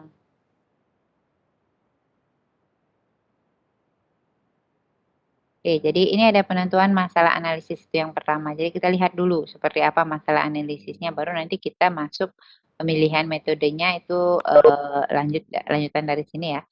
Kemudian kalau kita lihat di pengambilan sampel, penyiapan sampel ini kita masuk ke samplingnya. Jadi kita mengambil sampel yang bagaimana. Setelah sampelnya siap, dengan memenuhi persyaratan-persyaratan tadi ya, di sebelahnya udah ada persyaratannya. Setelah sampelnya siap, maka kita akan melakukan perlakuan awal sampel ya. Jadi kita melakukan perlakuan awal sampel itu berupa pelarutan dan perlakuan agar sampel tersebut siap untuk dianalisis. Nah, atau siap diukur. Ketika ini sudah dilakukan, baru lanjut ke pengukuran. Setelah pengukuran nanti lanjut ke perhitungan dan pelaporan. Seperti itu ya. Mungkin bisa dilihat juga kalau kalian menggabungkannya bisa seperti itu. Oke, ada pertanyaan ada untuk tahapan analisis ini. Jadi yang jelas pertama kalian tentukan dulu masalah analisisnya. Lihat dari banyak hal ya, dari tujuannya, manfaatnya, kemudian dari sampel kalian sendiri, dari matriksnya. Kemudian setelah itu kalian lanjut ke pemilihan metode mana yang sesuai untuk sampel kalian. Setelah siap semuanya, sudah selesai penentuan masalahnya, baru lanjut ke sampling. Sampling siap, kalian dapat sampel yang sudah representatif atau mewakili keseluruhan dari populasi, baru nanti ke perlakuan awal sampel, entah itu pelarutan atau mungkin perlu dilakukan justifikasi adjust pH, kemudian mungkin perlu dilakukan ekstraksi di sana sebelum dilanjutkan dengan pengukuran. Kalau misalnya udah ke perlakuan awal sampel, kita lanjut pengukuran. Setelah dapat data, pengukurannya juga disesuaikan dengan instrumen atau metode yang sudah kalian pilih tadinya, lanjut ke setelah dapat data, analisis hasil, perhitungan, dan pelaporan. Itu secara singkatnya. Mungkin ada yang mau ditanyakan sampai di sini? Saya lanjutkan ya. Oke, jadi ini berkaitan dengan jumlah sampel, biasanya sering ya. Kalau untuk tablet itu biasanya sampelnya itu tidak kurang dari 20 tablet, untuk kapsul itu tidak kurang dari 20 kapsul, kemudian untuk salep, krim, sirup, tetes, supositoria, nanti mungkin kalian bisa lihat di farmakope seperti apa ketentuannya, tapi secara umum biasanya timbanglah sejumlah sekian mililiter gitu misalnya, atau ukur sejumlah sekian kalau dia bentuknya sirup ya, jadi ambillah sekian volume dari sediaan, kemudian setara dengan lebih kurang sekian miligram zat aktif, itu biasanya ya. Jadi untuk pengambilan atau penimbangan sampel itu kalian sesuaikan dengan ketentuan di farmakope, tapi secara umum itu kalau dia bentuknya tablet atau kapsul adalah 20 tablet. Dan informasi yang kalian perlukan ini mungkin di awal ya, saat kalian penentuan masalah, jadi kalian lihat dulu di sini analitnya apa, kemudian sifat fisikokimia seperti apa, metode analisis dan preparasi sampel yang telah digunakan sebelumnya. Dari itu kalian melakukan seleksi metode mana yang paling sesuai, baru nanti kalian lihat komposisi sediaannya apa saja dan pustaka atau acuannya. Ini beberapa pustaka yang bisa digunakan nanti ketika kalian melakukan analisis ya. Kemudian strategi kerjanya di sini khususnya untuk analisis volumetri ya, gravimetri, volumetri, titrimetri itu beberapa step yang nanti mungkin trik ketika kalian kerja aspek teknisnya. Jadi ketika kalian melakukan titrasi itu biasanya dilakukan replikasi minimal duplo, tapi kalau bisa triplo ya. Jadi duplo itu adalah 2 kali pengulangan. Jadi kalau bisa 3 kali direplikasi pengulangan 1, 2, dan 3. Kemudian ada perlu orientasi. Kemudian biasanya kalau untuk titrasi kan sudah pernah ya kalian melakukan titrasi, kalau nggak salah minggu lalu ada disampaikan di praktikum biokimia. Jadi jauh sebelum kan kalian sebenarnya nanti kalau sambil jalan ya antara teori dengan praktikumnya, titik akhir titrasi itu sebenarnya bisa kalian perkirakan. Misalnya terutama khususnya untuk asam basa. Jadi kapan seharusnya dia mencapai titik ekivalen pada volume penambahan titran berapa mili. Begitu itu bisa kalian perhitungkan sebenarnya. Nah, atau kalau enggak mungkin kalian bisa untuk pertama itu kalian lakukan secara pelan-pelan dulu. Yang waktu pertama ya kan kalian melakukannya 3 kali nih sampelnya. Untuk sampel 1 nih. sampel 1. Jadi kalian pelan-pelan dulu sampai mendekati titik akhir, dicatat berapa titik akhir titrasinya baru selesai. Nanti untuk pengulangan yang kedua dan ketiga itu kan udah tahu nih titik ekivalennya misalnya pada volume penambahan titran 10 mili. Jadi untuk awal kalian bisa kucurin aja dulu bureknya. Nanti sudah mendekati 10 mili baru diatur lagi tetesannya biar lebih pelan. Jadi itu tips trik ketika kalian bekerja nantinya. Biar nggak dari awal kalian hanya netesinnya misalnya apa 1 tetes per atau per 2 detik itu 1 tetes tes gitu. Kan lama banget ya titrasinya seperti itu. Kemudian saat mendekati titik ekivalen itu usahakan volume titran yang kalian tambahkan itu sekecil mungkin ya. Kemudian stabilitas warna di titik akhir titrasi. Jadi setelah kalian titrasi, kalian kocok, usahakan kalian memperoleh warna yang stabil. Seperti misalnya kalau titrasi asam basa pakai indikator PP sampai tercapai warna merah muda yang stabil. Jadi mungkin di awal kalian tetesin itu udah dia agak berwarna merah muda, tapi ketika kalian kocok itu dia hilang warna merah mudanya. Jadi dia dikatakan mencapai titik ekivalen titrasi kalau warna merah mudanya sudah stabil. Tapi itu kalau misalnya dia udah ditetesin warna udah mulai muncul merah muda itu berarti dia sudah mendekati titik akhir titrasi, paling sekitar beberapa tetes saja sudah mencapai titik ekivalen. Ini contoh apa namanya penetapan kadar paracetamol dengan titrimetri, nanti bisa ada dilihat metodenya ya. Kemudian kita lanjut ke beberapa kesalahan ya yang mungkin terjadi ketika kita melakukan analisis dengan titrasi. Untuk yang tadi ada pertanyaan, kita masih ada GLP lagi satu topiknya. Tapi mungkin setelah ini adik-adik saya minta membuat resume sendiri ya di rumah ya. Mungkin nanti saya kalau yang untuk dikumpul nanti saya tentukan belakangan karena ada tugas dari saya. Kemudian kalau untuk ini silakan nanti dipelajari teorinya baik itu untuk analisis farmasi, kimia farmasi itu sesuai farmakope, GLP dan galat atau kesalahan yang biasanya terjadi ketika kalian melakukan analisis ya. Sampai di sini ada pertanyaan? Nah, jadi ketika kalian melakukan titrasi, kesalahan-kesalahan itu biasanya dia dibedakan menjadi 3 ya. Jadi ada kesalahan sistematik, kemudian ada kesalahan acak atau random, dan ada gross error. Nah, kesalahan-kesalahan yang biasanya terjadi pada saat adik-adik melakukan titrasi itu diantaranya adalah analytical method that not compare directly to the method used untuk menentukan true value. Jadi metode analisis yang tidak dibandingkan secara langsung untuk menentukan nilai yang benar. Kemudian kesalahan dalam menghitung, menggunakan rumusnya salah. Kemudian kesalahan saat melakukan sampling, itu termasuk kesalahan sistematik. Kemudian ukuran sampel yang digunakan itu tidak sesuai.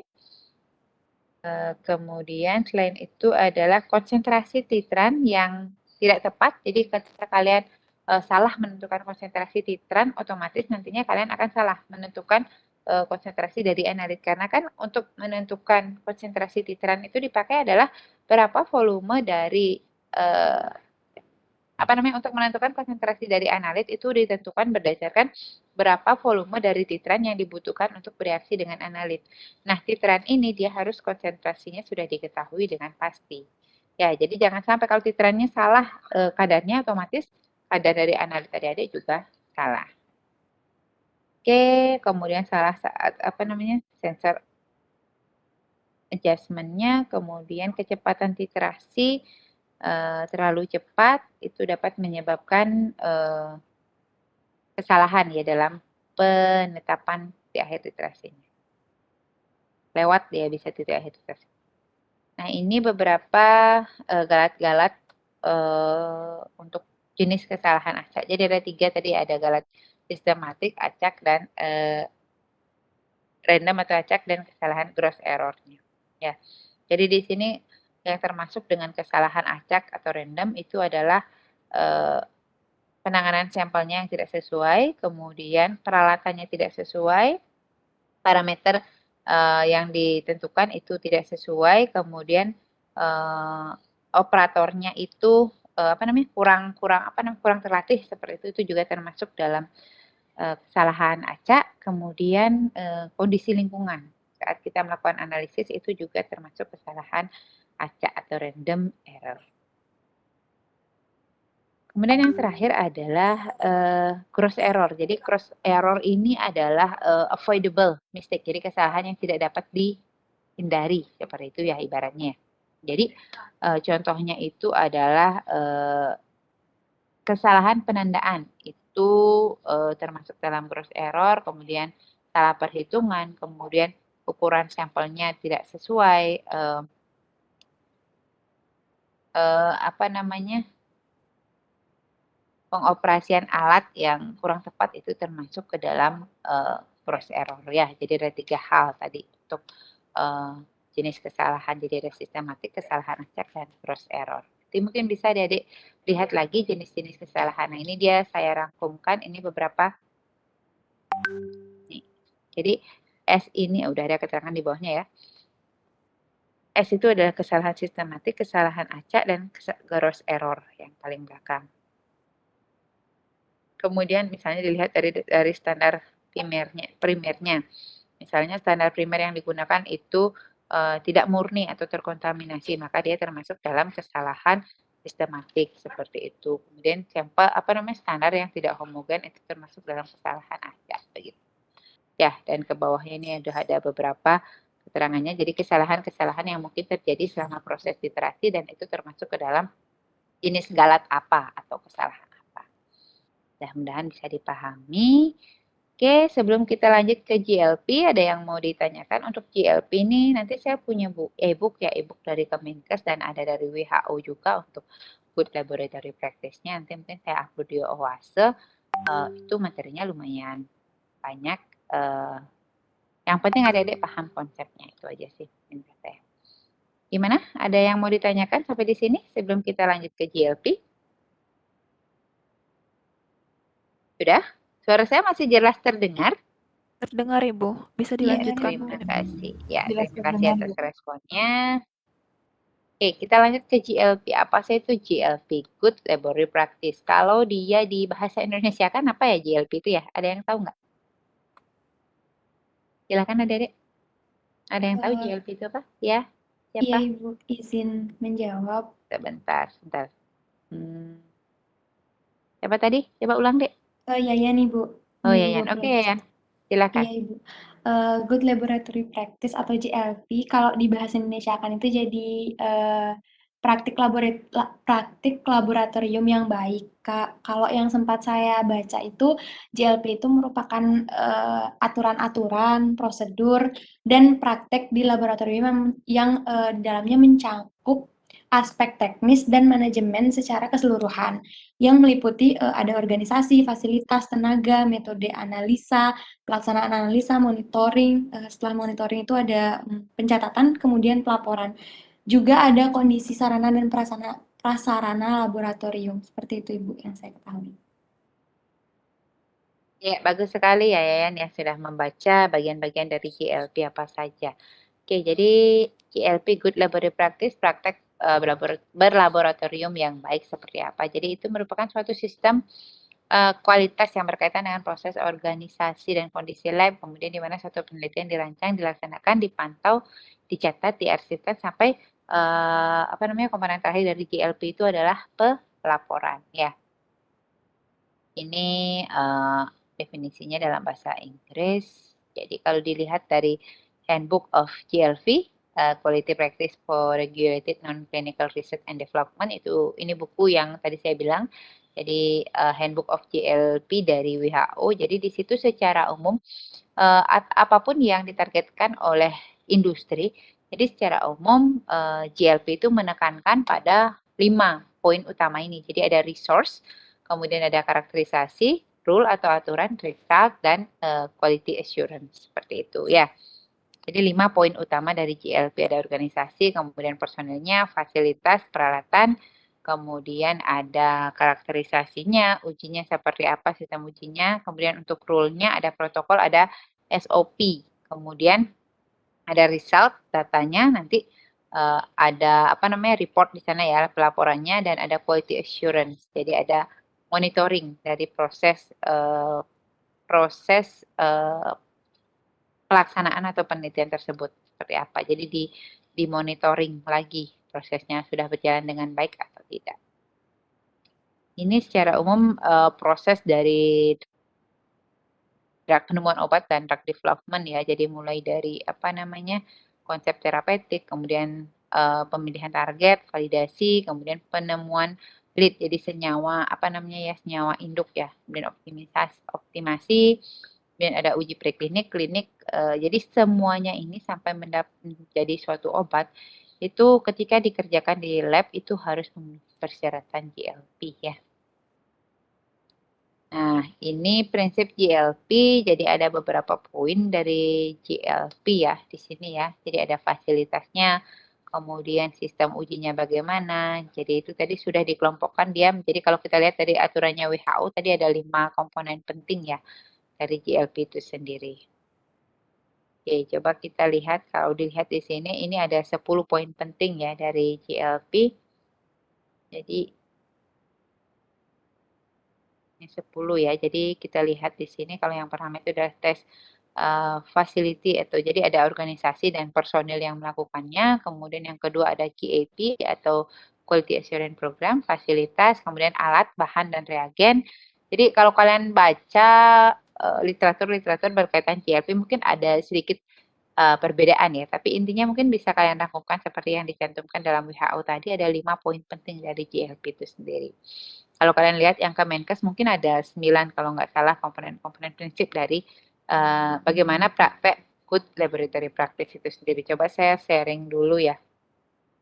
Jadi intinya dari awal bagaimana pengorganisasiannya, ujinya, kemudian ada protokol atau SOP-nya, kemudian pelaksanaan ujinya, terakhir ada pencatatan ya pelaporan hasilnya.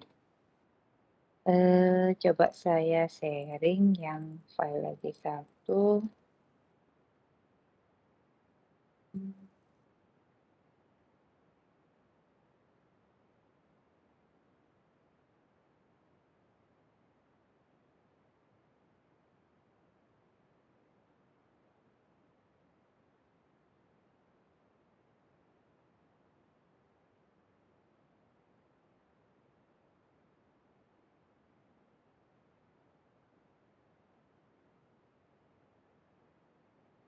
Apakah sudah kelihatan, Dek? Sudah? Konten yang saya share apakah sudah kelihatan? Iya. Sudah Oke. terlihat Ibu. Ya, ini adalah pedoman GLP ya. Jadi pedoman praktik laboratorium kesehatan yang benar atau GLP ini dikeluarkan oleh Depkes RI ya, ini tahun 2008. Nah, di sini kalau kita lihat ini komponennya ya. Jadi ada organisasi dan manajemen sama ya seperti tadi ya ada organisasi dan personil, kemudian ada ruang dan fasilitas penunjang, kemudian peralatan laboratorium, bahannya di situ atau material tadi ada ya dibahas. Kemudian spesimennya. Jadi di sini sudah jelas di sana jenis-jenisnya. Jadi ketika kita praktek yang baik nanti mungkin kalian bisa lihat lebih detail lagi untuk komponen-komponen dari GLP itu di buku ini nanti bisa saya sharing. Kemudian setelah itu ada metode pemeriksaan dan mutu laboratorium di sana ya. Ada juga di sini dijelaskan tentang K3, jadi kesehatan dan keselamatan kerja di laboratorium. Bagaimana kalian bekerja di laboratorium yang baik, ya prakteknya bagaimana yang baik. Kemudian terakhir itu ada pencatatan dan pelaporan sama ya, ada reporting juga ya. Ini lumayan banyak komponennya di sini. Jadi di sini dijelaskan misalnya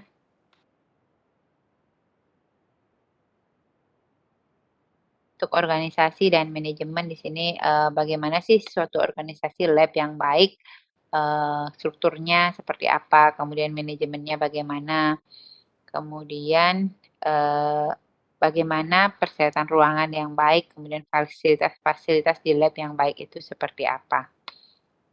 Kemudian peralatan laboratoriumnya di situ juga dijelaskan. Jadi ada faktor-faktor yang perlu dipertimbangkan dalam memilih alat laboratorium seperti itu. Ya, jadi ada banyak hal yang harus dipertimbangkan. Kemudian ini contoh apa namanya ketika penggunaan alat itu ada formulir pencatatan atau pemeliharaan alat. Sama ketika kayak adik-adik di lab itu nanti ketika kalian kerja di laboratorium itu masing-masing alat dia punya apa ya buku catatan penggunaan alat. Jadi tanggal ini siapa yang memakai, kemudian dari jam berapa sampai jam berapa nama tanda tangan seperti itu. Jadi nanti ketika ada kerusakan ditemukan, kita mudah mentelusur. Oh, terakhir alat ini dipakai untuk misalnya untuk praktikum kimia farmasi gitu misalnya pada jam sekian oleh kelompok golongan ini. Pada saat itu digunakan alat ini masih baik-baik aja nggak sih? Atau misalnya dari sebelumnya digunakan itu memang sudah menunjukkan tanda-tanda kerusakan seperti itu misalnya. Jadi itu penting ya. Kemudian di sini ada apa namanya persyaratan sampelnya.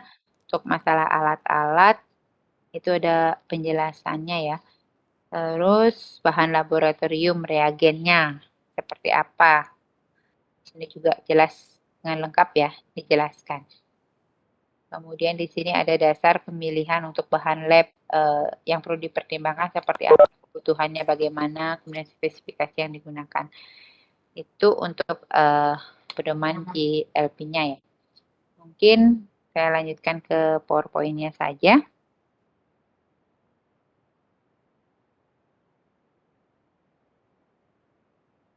Oke, jadi ini tadi ya 10. Udah kelihatan ya adik-adik ya? Sudah, Itu kita masih 15 menit ya. Jadi itu. Jadi kan ada juga di sana apparatus, material, and reagent. Kan ada tadi di buku tersebut. Nanti kalau kalian mau melihat lebih banyak lagi berkaitan dengan alatnya, kemudian bahan dan reagen-reagen kimia. Bagaimana memilih reagen kimia yang baik. Pertimbangan faktor-faktor apa saja sih yang perlu dipertimbangkan dalam memilih reagen seperti itu ya. Oke, test facility, organization, and personil. Jadi bagaimana manajemennya yang kayak tadi sudah kita bahas. Jadi semuanya personilnya itu dia harus paham bagaimana sih prinsip dari GLP yang baik. Kemudian bagaimana SOP-nya itu juga dia harus memenuhi instruksi yang sudah ada di SOP. SOP itu kayak apa ya? Standar operasional prosedur. Kalau protokol dia lebih rinci lagi isi dari protokol tersebut antara protokol dengan SOP. Kalau protokol itu lebih detail lagi dia komponen-komponennya. Kemudian setiap personil harus dapat mencatat data yang diperoleh. Kemudian dia harus bertanggung jawab terhadap kualitas dari data yang dia data yang sudah diperoleh dari analisis yang sudah dia lakukan. Integritas tinggi, kemudian memperhatikan juga meminimalisir risiko yang kemungkinan terjadi. Kemudian QAP atau seorang quality assurance personel. Jadi di situ dia dapat mengupdate SOP-nya, kemudian memverifikasi dokumen sesuai dengan rencana studi dari prinsip GLP-nya, kemudian di situ ada inspeksi juga yang dilakukan, ada 3 inspeksi, jadi berdasarkan studi, fasilitas, dan proses ya. Jadi di situ dia yang menjamin quality assurance, jadi menjamin kualitas mutu dari proses tersebut. Kemudian fasilitas, jadi fasilitas atau peralatan yang disediakan di sana, jadi size-nya, kemudian konstruksi bangunannya, lokasinya itu harus memenuhi persyaratan. Kalau misalnya di situ ada bahan-bahan berbahaya, maka di situ dilakukan isolasi untuk sistem ujinya dan individu yang melaksanakan uji tersebut seperti itu. Jadi harus memenuhi persyaratan. Kalau GLP itu kayaknya menjadi salah satu syarat ya, karena kalau lab yang baik itu adalah lab yang sudah memiliki sertifikat ISO. Jadi tersertifikasi lah labnya seperti itu. Jadi pasti syarat utamanya dia harus dapat menerapkan prinsip dari GLP ini. Kemudian ada peralatan, bahan, dan reagen. Jadi di sini bagaimana alat-alatnya itu memenuhi desain kapasitas yang cukup, kemudian bahannya itu tidak mengganggu sistem uji yang lainnya, kemudian dia harus dicatat dengan baik, identitasnya diberi secara lengkap. Kalau misalnya dia dipindahkan menjadi volume yang lebih kecil, jadi itu harus diberi data dengan lengkap identitas dari senyawa tersebut, penyimpanannya harus menggunakan bahan yang sesuai. Untuk penyimpanan misalnya kalau dia sifatnya korosif, jadi jangan sampai menyimpannya dalam wadah-wadah yang mudah rusak oleh senyawa tersebut. Kemudian sistem uji, jadi ada sistem uji fisik, kimia, kemudian biologis seperti itu. Kemudian test and reference item. Jadi apa namanya, item-item pengujian dan standar. Jadi bagaimana dia diterima, kemudian penanganannya, kemudian sampling dan penyimpanannya seperti apa ya. Jadi sampel untuk tujuan analisis untuk masing-masing batch. Kemudian SOP, jadi ini adalah standar operating prosedurnya ya. Jadi di sini itu bagaimana suatu prosedur untuk lab tersebut dilaksanakan. Jadi prosedur pengujian program laboratorium. Jadi prosedur untuk program laboratorium. Jadi tertulis itu dibuat dalam suatu SOP. Di sana biasanya di awal ada judulnya, kemudian terakhir ada penanggung jawabnya siapa yang memeriksa SOP tersebut, seperti itu. Pelaksananya siapa, itu biasanya sudah dicantumkan. Nggak hanya di lab ya, di mana-mana juga ada banyak SOP yang bisa dilaksanakan. Kemudian masih lanjutan SOP yang tadi, jadi di situ mencakup pelaksanaannya biasanya di SOP ini. Kemudian performance of the study, jadi di sini disiapkan rencana studinya, kemudian itu beberapa komponen-komponen dari rencana studi atau analisisnya. Yang terakhir itu ada pelaporannya, pelaporan hasilnya, dan penyimpanan retention of record and material. Jadi di sini terakhir dia disimpan, bagaimana caranya menyimpan data tersebut dengan baik, dilihat lagi kesesuaiannya dia apakah sudah memenuhi ketentuan yang tercantum di dalam SOP atau tidak. Ini beberapa tahapan harus dilaksanakan untuk melaksanakan good laboratory. Ya. Jadi dia harus disusun ya. Ini beberapa ketentuan-ketentuannya nanti bisa dibaca lagi. Jadi untuk melaksanakan GLP itu yang pertama kalian harus jadi kalian ketika nanti berpraktek pedoman sederhananya untuk di lab ya. Ketika kalian praktek di lab nanti kalian harus dapat menerapkan prinsip GLP ini. Salah satunya yang pertama, kalian harus menyimpan segala sesuatu, reagen, kimia, atau pelarut itu pada lokasi semula setelah digunakan. Jadi tadi kalian ngambil di lemari asam, setelah kalian gunakan, kalian ambil, selesai kalian simpan lagi di lemari asam, kalau memang bahan tersebut masih bisa digunakan. Kemudian untuk bahan-bahan berat disimpan, ditaruh di bawah atau di troli, kemudian beri nama. Dari semua tempat penyimpanan itu diberi nama, kemudian label yang kalian gunakan itu juga diberi nama. Jadi misalnya kalian punya botol coklat itu untuk mewadahi pelarut metanol. Jadi kalian isi di sana metanolnya apa, yang PA ataukah yang teknis seperti itu. Tanggal berapa diambilnya, diisi nama kelompok kalian seperti itu. Jadi dilengkapi semua alat gelas maupun botol-botol yang kalian gunakan itu kalau bisa diberi label, karena tadi ini pipetnya habis ngambil metanol, biar nggak kalian cuci dulu tapi nantinya temennya yang lain juga mau pakai itu untuk ngambil metanol kan. Kalau memang akan dipakai lagi itu bisa dilabelin saja bekas metanol, jadi tulisin metanol gitu di pipetnya ya. Kemudian jadi diberikan namanya untuk mempermudah penamaan dan tujuannya. Kemudian FIFO, jadi first in first out. Jadi kalau kalian punya bahan di lab itu yang mana pertama kali datang itu yang pertama kali dipakai, karena kan berkaitan dengan expired date. Mungkin yang kerja atau ada adik-adik yang punya pengalaman di apotek seperti itu juga ya untuk menyimpan obatnya. Jadi yang idenya lebih jauh atau expirednya lebih jauh itu ditaruh di tempat paling belakang. Jadi keluarin dulu yang datang duluan itu dipakai lebih dulu. Tapi tergantung juga, dilihat juga, siapa tahu barangnya datang belakangan tetapi memiliki expired date yang lebih dekat seperti itu. Jadi gunakan itu terlebih dahulu. Jadi ini keuntungannya ketika kalian menerapkan prinsip GLP, jadi image-nya akan menjadi lebih baik, kemudian jadi dapat memberikan guideline ya secara detail, kemudian jadi semuanya terkontrol, tercatat dengan baik seperti itu. Terakhir untuk kesimpulannya untuk GLP, jadi ini beberapa pustaka yang bisa kalian gunakan. Jadi mungkin untuk di akhir perkuliahan ini kita masih punya waktu 6 menit lagi. Ada yang mau menyimpulkan apa yang sudah Dedek pelajari untuk pertemuan kita pada siang hari ini? Siang ya, mau siang. Sekali lagi kalian praktikum biar ada kesempatan untuk makan.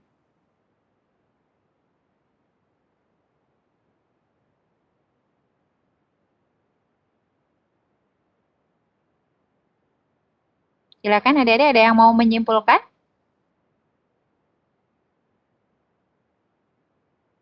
Ada nggak? Suara saya masih terdengar ya? Hari ini kita belajar tentang apa tadi? Analisis bahan baku maupun sediaan farmasi sesuai dengan ketentuan farmakopedia. Terima kasih atas responnya. Kemudian kita juga tadi mempelajari beberapa jenis-jenis kesalahan yang mungkin terjadi dalam melakukan analisis secara kimia farmasi dan GMP. Di sini ada pertanyaan dari Yan Asri. Jadi mohon dijelaskan cara mencari informasi di buku GLP-nya Ibu, saya masih bingung. Terima kasih banyak Bu. Oke, di buku GLP. Sebenarnya kalau adik mau menerapkan prinsip dari GLP itu kalian paling nggak kalian tahu konsepnya dulu secara umum. Yang tadi kalau kalian lihat dari di apa namanya pedoman WHO ada 5 poin tadi itu ya. Bentar. Mohon maaf Ibu, Iya, izin masuk. Itu iya, yang silakan. saya ingin Nadia. sedikit bertanya Ibu, ya apakah yang dari WHO itu biasanya termasuk penting untuk kita gunakan ya Ibu? Yang saya masih bingung, yang kotak-kotak di sebelah kiri itu apakah termasuk penjelasan atau sebuah label atau tanda seperti itu ya Ibu? Yang mana? Yang mana tadi?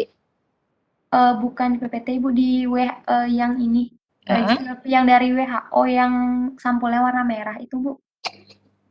Mungkin Yayan bisa sharing. Saya stop sharing dulu ya. Iya. Ya lebih jelas ya. Silakan Dek.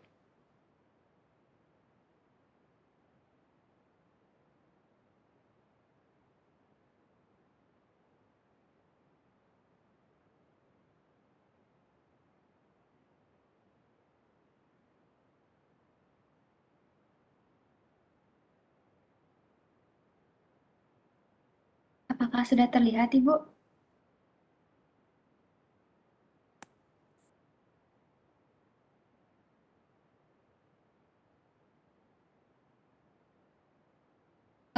Yang ini Bu. Baik, yang ini Bu, yang GLP yang sampulnya warna merah dari WHO. Yang saya bingung itu yang kotak-kotak, sebentar Ibu. Yang ini Ibu, apakah ini termasuk yang sebelah kiri di layar? Itu apakah termasuk penjelasan juga atau hanya sebuah label tanda-tanda seperti itu Bu ya?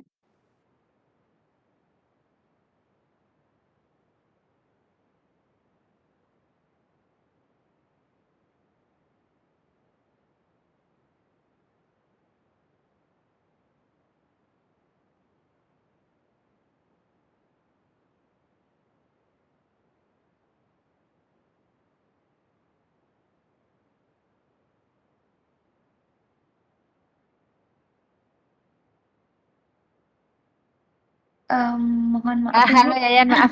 Saya mute ternyata dari tadi. Yang mana maksudnya Yayan? Yang di dalam kotak-kotak ini dengan Iya yang di Bu. kanannya gitu ya. Mungkin ini kayak apa namanya penjelasan ya. Jadi kayak apa namanya di sebelahnya itu cuma note catatan aja. Jadi poin pentingnya itu ada yang di dalam kotak-kotak kayak PowerPoint ini kayaknya. Oh, berarti yang di kotak-kotak itu bukan sebuah label atau tanda gitu ya Bu ya? Berarti itu Bukan. juga termasuk penjelasan? Iya. Oh, iya Ibu. Jadi Terima kayak kasih. apa? Ya, itu saja Ibu. Terima kasih. Oke, sama-sama. Ada lagi yang lain? Yayan bisa menyimpulkan nggak apa yang sudah Yayan pelajari pada siang hari ini?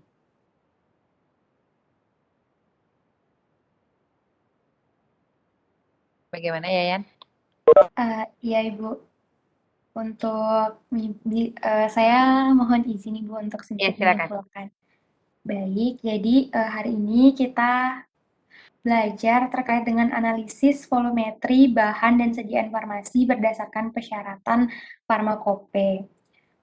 Yang pertama itu tentang tipologi titrimetri itu sendiri, dibagi menjadi 3, ada berdasarkan reaksi kimia, cara titrasi, dan jumlah sampelnya.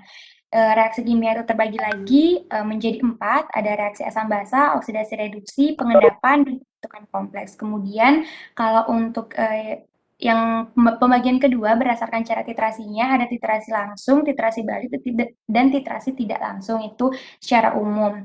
Selanjutnya ada berdasarkan jumlah sampelnya, ada makro, semi mikro, mikro, dan ultra mikro.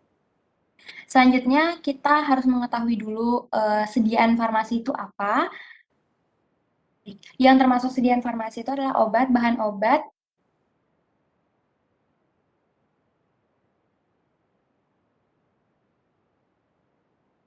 baik, saya Halo, lanjutkan. ya. Iya, Ibu. Yang termasuk sediaan farmasi itu adalah obat, bahan obat, obat tradisional, dan kosmetika seperti itu. Selanjutnya, apa sih sebenarnya tujuan kita mempelajari hal ini? Nah, tujuannya itu kita mampu menjelaskan prinsip reaksi pemeriksaan sampel berdasarkan persyaratan farmakope yang nantinya praktisnya itu lebih dipelajari dalam praktikum seperti itu. Selanjutnya, terkait dengan obat itu apa? Obat itu bagaimana di dalam topik kita kali ini. Jadi obat itu harus diuji secara ilmiah untuk menjamin khasiat, keamanan, dan kualitasnya seperti itu. Nah, uji mutu atau kualitas obat itu meliputi dari pengukuran, penentuan, dan penetapan berbagai sifat dari suatu bahan, serta evaluasi kesesuaiannya terhadap sifat baku atau standarnya yang terdapat umumnya itu di dalam farmakope yang kita pakai itu farmakope Indonesia yang telah ditentukan. Nah, semua obat dan beserta bahannya yang kita gunakan untuk pengobatan itu harus diuji mutunya sesuai standar yang ditetapkan seperti yang tadi, yaitu dari farmakope yang berlaku. Nah, farmakope itu sendiri adalah buku yang berisi kumpulan standar dalam bidang farmasi, terutama bahan baku obat serta sediaan jadinya. Ada produk biologi, alat kesehatan, metode analisis, prosedur dan instrumennya, bahan baku pembanding, sediaan umum, dan penerapan standar yang berkaitan dengan standarisasi di bidang farmasi. Kemudian farmakope Indonesia itu sendiri ada beberapa edisi yang setiap edisinya itu ada pembaharuan dan terkadang antara edisi sebelum dan edisi yang terbaru itu ada yang tercantum dan ada yang dihapus seperti itu. Selanjutnya apabila kita membutuhkan suatu informasi namun di dalam farmakope yang umumnya kita gunakan itu tidak ada, itu kita bisa mencari dari sumber yang lain, mungkin dari farmakope negara lain, seperti British Pharmacope atau USP. Juga kalau misalnya tidak ada di dalam textbook, mungkin kita bisa mencari dari artikel-artikel terbaru yang terindeks Scopus. Indeks Scopus ini tujuannya untuk memantapkan gitu apakah artikel atau jurnal ini adalah jurnal yang sudah terverifikasi dengan baik. Selanjutnya kita mempelajari mengenai tadi ada sistematika pengujian bahan baku obat seperti itu. Tujuannya apa? Tujuannya adalah kita menetapkan kesesuaiannya dengan persyaratan identitas, mutu, kemurnian, dan kadar. Seperti tujuan kita mempelajari topik ini. Caranya yaitu menggunakan metode, prosedur, dan instrumen yang tercantum dalam FI tentunya. Yang pertama itu ada pengujian mutu bahan baku obat atau zat aktif tunggal. Yang pertama itu identifikasi, kemudian ada untuk memenuhi syarat identifikasi baku sesuai dengan bakunya. Jika itu tidak terpenuhi maka ditolak, jika terpenuhi maka lanjut ke penentuan tetapan fisika. Selanjutnya jika ditolak maka berhenti, selanjutnya jika diterima berarti kita lanjut ke pengujian kemurnian. Selanjutnya jika ditolak maka berhenti, jika diterima maka kita lanjut ke penetapan kadar. Selanjutnya jika ditolak maka berhenti, jika diterima maka bahan baku kita itu memenuhi persyaratan mutu farmakope atau artinya bermutu dan dapat digunakan dalam pengobatan. Selanjutnya untuk sediaan jadinya itu tercantum pada farmakope. Jika tidak, itu bisa dilihat farmakope lain seperti yang tadi sudah dijelaskan. Selanjutnya jika tidak tercantum juga di farmakope lain, maka dilakukan pemilihan dan pengembangan metode atau prosedur analisis. Jika tadi sudah tertera di farmakope, maka prosedur atau metode atau reaksi terdapat di laboratorium. Saya lanjutkan, jika ada, maka metode itu sudah jika metode sudah dikuasai atau jika metode sudah dikuasai, matriksnya tidak mengganggu, maka kita lanjut ke pengujian bahan baku. Namun jika metode itu tidak dikuasai dan matriksnya itu mengganggu, maka kita mencari prosedur lain dengan penyiapan sampelnya. Selanjutnya baru kita laksanakan pengujian bahan bakunya. Selanjutnya kita mempelajari tentang GLP atau Good Laboratory Practice, yang mana GLP itu didefinisikan sebagai suatu sistem kualitas yang berkaitan dengan proses organisasional dan kondisi laboratorium di mana suatu penelitian dirancang, dilaksanakan, dipantau, dicatat, diarsip, dan dilaporkan. Selanjutnya,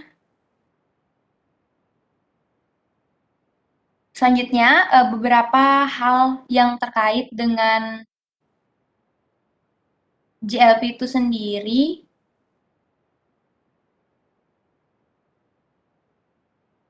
Mohon maaf Ibu, apakah suara saya masih terdengar? Terdengar ya? Baik. Terkait GLP ya? Iya, sedikit lagi. Kemudian terkait GLP itu sendiri menekankan pada 5 poin utama, yaitu sumber daya yang termasuk dalamnya organisasi, personel, fasilitas, dan peralatan. Kemudian yang kedua itu ada karakteristik, termasuk dalamnya item tes dan sistem tes. Selanjutnya yang ketiga itu ada aturan, termasuk dalamnya rencana studi atau protokol dan prosedur tertulis. Dan selanjutnya yang keempat itu hasil, termasuk dalamnya data mentah, laporan akhir, dan arsip. Dan yang terakhir itu adalah jaminan kualitas. Mohon maaf itu Ibu, itu yang dapat saya jelaskan. Terima kasih. Terima kasih ya Nasri sudah menjelaskan secara detail ya Adik-adik ya. Jadi tadi sudah detail banget dijelaskan oleh ya Nasri. Jadi kita mempelajari tentang analisis farmasi, kimia farmasi sesuai dengan farmakope. Bagaimana kalian melakukan analisis tersebut, mulai dari tahapan analisis untuk kuantitatif khususnya. Jadi yang mulai dari penetapan masalah, kemudian kalian lakukan sampling, kemudian perlakuan sampel, pengukuran, sampai ke pelaporan hasil. Nah, untuk teknisnya dibedakan menjadi dua ya. Untuk sediaan farmasi ada bahan baku dan sediaan jadi. Untuk bahan baku itu dia lebih ke penetapan fisika tadi yang jelas bedanya ya. Kalau di sediaan jadi itu ada parameter untuk khususnya untuk sediaan farmasi nantinya ada penetapan kayak uji disolusi seperti itu, uji pelepasan dan sebagainya. Tapi untuk metode penetapan kadarnya, penetapan zat aktif, penetapan kadar bahan baku itu ada yang sama dan ada yang berbeda. Kemudian kita juga mempelajari tadi galat, kesalahan analisis, ada kesalahan sistematik, kemudian kesalahan acak, dan kesalahan gross error. Itu sudah ada saya berikan contoh-contohnya, nanti silakan dipelajari. Kemudian terakhir ada GLP, bagaimana kalian praktek berlaboratorium yang baik. Nah, lebih detail lagi nanti kalian bisa lihat di bukunya, baik itu panduan dari WHO maupun dari Kemenkes. Tapi secara umum prinsipnya di situ ada 5 tadi ya, yang dari WHO. Kemudian jadi ada organisasi, kemudian personilnya, kemudian ada SOP juga di sana sampai terakhir di pelaporan seperti itu. Itu mungkin yang bisa saya sampaikan adik-adik. Ini waktunya mohon maaf berlebih 8 menit. Kalau ada yang mau ditanyakan silakan. Kalau enggak saya tutup karena kalian juga mau praktikum. Bisa saya akhiri? Oke, terima kasih banyak atas responnya. Nanti kalau ada pertanyaan bisa japri saya atau bisa lewat Korma boleh. Mohon izin saya end meeting karena ini sudah berlebih ya waktunya. Terima kasih atas perhatian adik-adik. Selamat siang. Terima kasih Bu.